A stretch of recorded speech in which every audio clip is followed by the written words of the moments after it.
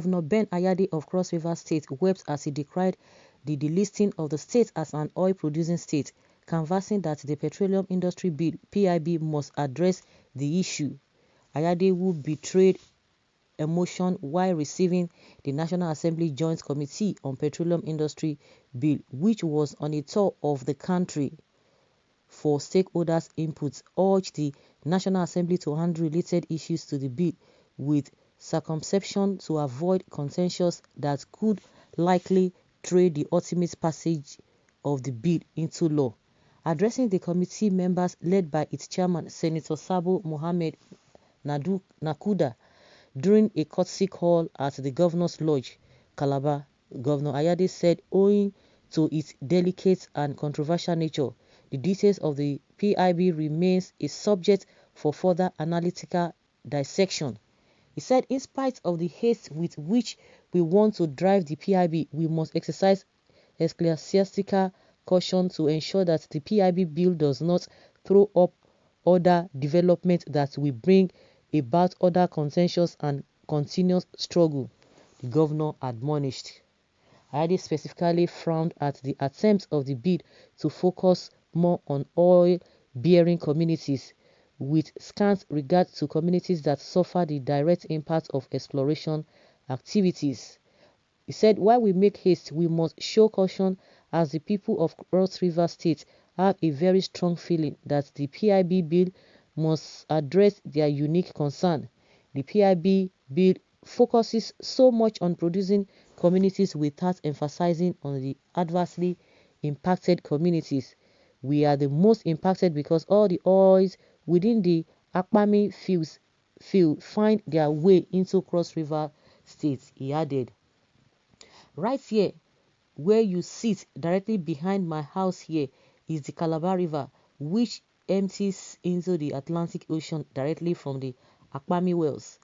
One of those wells is just 36 kilometers from here. When there is a spill, where does it go to? It comes here, Ayade pointed out. Ayade, who lamented the plight of some of his coastal subjects whose main occupation is fishing, said, our people depend on fishing. Our state has been completely dislocated from the oil-producing states. On the state's non-oil producing status, Ayade queried such anomaly, saying, I do not understand how on earth Edo Delta, Bayelsa, Rivers, Akwa Ibom State, as well as Cameroon, we have oil and the only Cross River will be a non-oil producing state.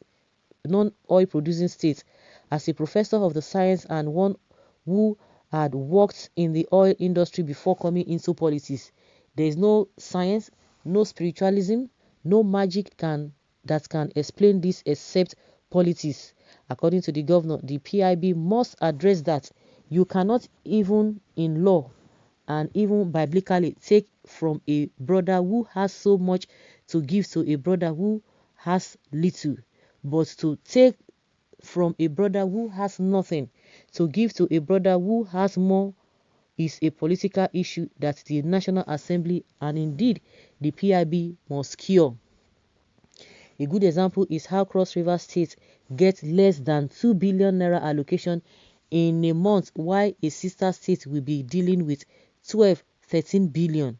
Such an unequal distribution of wealth exerts pain and anguish.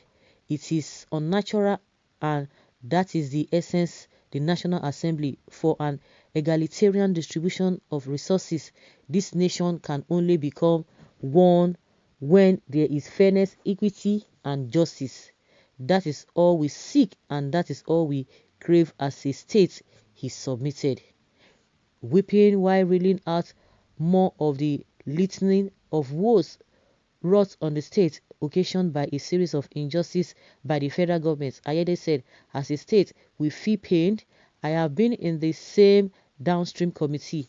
I asked, what is the petroleum consumption of Cross River State? It is near nothing because they have kept us in abject poverty. We have been reduced to want in body, spirit, and in soul. This is a great opportunity for us as a people to say, if you are making a new law, please, whatever is the revenue. Whatever are the taxes ensure that the price regulation you give to the oil industry should also be commensurated to what the state consumes.